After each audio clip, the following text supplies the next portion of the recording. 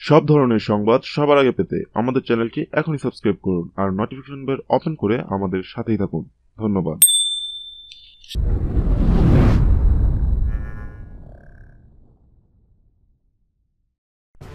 দেশে ফিরছেন তারেক রহমান, চলুন জেনে নেওয়া যাক বিস্তারিত। খুব শিগগিরই দেশে ফিরছেন তারেক রহমান, এমন গুঞ্জন শুরু হয়েছে রাজনৈতিক অঙ্গনে। বিএনপির অভ্যন্তর থেকেও তারেক রহমানের দেশে ফেরার বিষয়টি একেবারে উড়িয়ে দেওয়া হচ্ছে না। তবে অনেক রাজনীতি বিশ্লেষক অবশ্য বিএনপি ক্ষমতায় যাওয়ার আগ পর্যন্ত তারেকের দেশে ফেরার বিষয়টিকে উড়িয়ে দিয়েছেন। তাদের মতে তারেক রহমান হচ্ছে বিএনপির ভরসা স্থল। এই মুহূর্তে দেশে ফিরলে তার রাজনৈতিক ক্যারিয়ার হুমকির মুখে পড়তে পারে, এমনকি জীবন সংশয়েরও আশঙ্কা রয়েছে খোদ বিএনপির একাংশে। এদিকে একাদশ জাতীয় সংসদ নির্বাচনে অংশ নিলেও বিএনপি ক্ষমতায় যেতে পারবে এর কোনো নিশ্চয়তা নেই, বরং আওয়ামী লীগ সরকারের অধীনে নির্বাচনে গেলে সেটা ভোটের আগে বিএনপির হার বলে মনে করেন সাধারণ মানুষ। অন্যদিকে আওয়ামী লীগও যে তত্ত্বাবধায়ক ব্যবস্থা পুনঃস্থাপনের দাবি মেনে নেবে এমন সম্ভাবনা নেই। বিষয়টি নিয়ে সরকার কোনো আলোচনার গুরুত্ব দেখছে না। আর রাজপথের আন্দোলনের মাধ্যমেও সরকারকে বাধ্য করা যাবে না, কেননা খালেদা জিয়া কারাগারে যাবার পর রাজপথে বিএনপির অবস্থান সম্পর্কে স্পষ্ট ধারণা পেয়েছে সরকার। বিএনপি যতই বলুক যে তারা শান্তিপূর্ণ আন্দোলন চালাচ্ছে, তবে এটা যে বিএনপির অক্ষমতা তা বুঝতে বাকি নেই কারোরই। তাছাড়া বিগত দিনেও বিএনপির জ্বালাও পোড়াও আন্দোলন মানুষ ভালোভাবেই নেয়নি। সেই পথে আবারও হাঁটতে গেলে তা হবে বিএনপির জন্য আত্মঘাতী। বিএনপি হয়তো ভেবেছিল খালেদা কারাগারে গেলে দেশের মানুষ ফুঁসে উঠবে এবং সেই সুযোগে নির্বাচন নিয়ে তাদের দাবিগুলো মেনে নিতে বাধ্য হবে সরকার। কিন্তু না, বরং সরকার এক্ষেত্রে আরো কঠোর হয়েছে বলে মনে হচ্ছে। প্রধানমন্ত্রী স্পষ্টই বলেছেন, সংবিধানে যেভাবে বলা আছে সেভাবেই নির্বাচন হবে, অর্থাৎ নির্বাচনকালীন সরকারের অধীনেই নির্বাচন অনুষ্ঠিত হবে।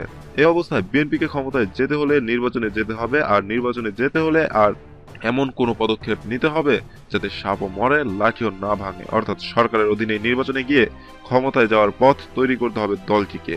এজন্য খালেদা জিয়ার কারাবাস এবং তারেক রহমানকে কিভাবে ব্যবহার করা যায় অত্যন্ত বিচক্ষণতার সঙ্গে সেটা ভাবতে হবে বিএনপিকেই।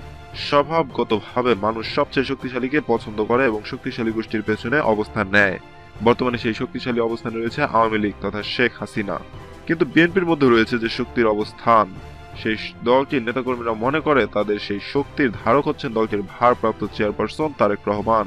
কেননা তারুণ্যের রাজনীতিতে তারেক রহমানের সমকক্ষ রাজনীতিবিদ বাংলাদেশের দ্বিতীয়টি নেই। তার এই শক্তিকে কাজে লাগানো ছাড়া বিএনপির আর অন্য কোনো পথ খোলা নেই। নির্বাচন পূর্ববর্তী সময়ে যদি তারেক রহমানকে যথাযথভাবে কাজে লাগানো যায়, তবে বিএনপি এই সরকারের অধীনে নির্বাচনে গিয়েও ক্ষমতায় যেতে পারে।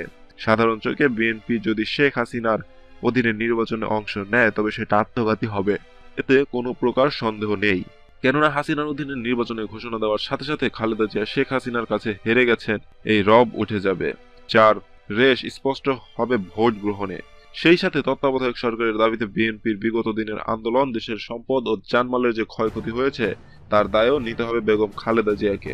তবে হ্যাঁ, শেখ হাসিনার অধীনে নির্বাচনের ঘোষণা দেওয়ার পর সে আলোচনাকে যদি অন্য কোনো ইস্যু দিয়ে একেবারে ঢেকে দেওয়া যায় তবে চিত্রপট অন্যরকম হতে পারে।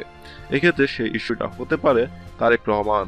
বর্তমান সরকারের অধীনে নির্বাচনের ঘোষণা দেওয়ার পর তারেক রহমানকে দেশে আনার ঘোষণা দিলে মানুষের আলোচনার ইস্যু পরিবর্তন হয়ে যাবে এবং সেটা বিএনপির পক্ষেই যাবে। প্রশ্ন হতে পারে, তারেক রহমান দেশে আসলেই কি বিএনপি ক্ষমতায় যাবে? না, বিএনপি ক্ষমতায় তখনই যেতে পারবে যখন তারা মানুষের আবেগ এবং আলোচনায় ঠাঁই করে নেবেন। কেননা শক্তির দিক দিয়ে আওয়ামী লীগ এগিয়ে, কিন্তু মানুষের আবেগের দিকটায় বিএনপিকে এগিয়ে থাকতে হবে। আর মানুষের মনে বিএনপির প্রতি আবেগের জায়গাটা আওয়ামী লীগই তৈরি করে দেবে। নির্বাচনের পূর্বে মুহূর্তে তারেক রহমান দেশে ফেরার ঘোষণা দিলে স্বাভাবিকভাবেই তাকে বাধা দিবে আওয়ামী লীগ। এক্ষেত্রে তত্ত্বাবধায়ক ইস্যু ভুলে গিয়ে মানুষের মনে স্থান করে নেবে তারেক ইস্যু। অন্যদিকে বিএনপির তরুণ প্রজন্ম দারুণভাবে উজ্জীবিত হবে তারেক রহমানকে ঘিরে। এতে করে তারুণ্যের শক্তির প্রকাশ ঘটবে বিএনপিতে, যেটার বড়ই অভাব। তারেক রহমান দেশে আসার ঘোষণা দিলে আওয়ামী লীগ হয়তো তাকে আইনগতভাবে মোকাবেলার চেষ্টা করবে। এজন্য তার বিরুদ্ধে চলমান মামলা এবং আদালতের গ্রেপ্তারি পরোয়ানাগুলোকে কাজে লাগাবে। কিন্তু তারপরেও নির্বাচন পূর্ববর্তী সময়ে তারেক রহমানকে গ্রেপ্তারের সাহস হয়তো আওয়ামী লীগ দেখাবে না। আর যদি গ্রেপ্তার করেই ফেলে তবে বিএনপিকে ক্ষমতার পথে আরো এক ধাপ এগিয়ে দেবে খোদ আওয়ামী লীগ। আমরা হয়তো ভাবছি আওয়ামী লীগ তো চাচ্ছে তারেক রহমানকে দেশে ফিরিয়ে এনে বিচারের মুখোমুখি করতে। বিগত দিনে আওয়ামী লীগের শীর্ষ নেতাদের বক্তব্য তেমনই মনে হচ্ছে, কিন্তু বক্তব্য চাওয়া আর পরিকল্পনায় চাওয়া এক নয়। আওয়ামী লীগ কখনোই চাইবে না নির্বাচন পূর্ব সময়ে বিএনপি কেন্দ্রিক কোনো আলোচনা মানুষের মনে স্থান করে নিক। এজন্য আওয়ামী লীগ চাইবে অত্যন্ত নীরবে তারেক রহমানকে দেশে ফেরা ঠেকাতে, কিন্তু বিএনপিকে সেই নীরবতা ভাঙতে হবে, তারেক রহমানকে দেশের মাটিতে আনতে হবে। বাকি দায়িত্ব পালন করবে দলের সাধারণ কর্মীরা এবং জনগণ। মোট কথা, সাধারণ মানুষের জানমালের ক্ষতি না করে বৈধ পন্থায় বিএনপিকে তারেক ইস্যু নিয়ে নির্বাচন পূর্ববর্তী মাঠ গরম করে রাখতে হবে। কেননা শেষ মুহূর্তে যারা মানুষের মনে পজিটিভলি স্থান করে নিতে পারবেন তারাই চূড়ান্ত লক্ষ্যে পৌঁছবেন। হ্যাঁ ভিউয়ার্স, আমাদের ভিডিও সম্পর্কে আপনার মতামত অবশ্যই ভিডিওর কমেন্ট বক্সে লিখে জানান। ভিডিওটি ভালো লাগলে লাইক, কমেন্ট ও শেয়ার করুন। আমাদের সাথে থাকার জন্য এবং ভিডিওটি দেখার জন্য আপনাকে অসংখ্য ধন্যবাদ।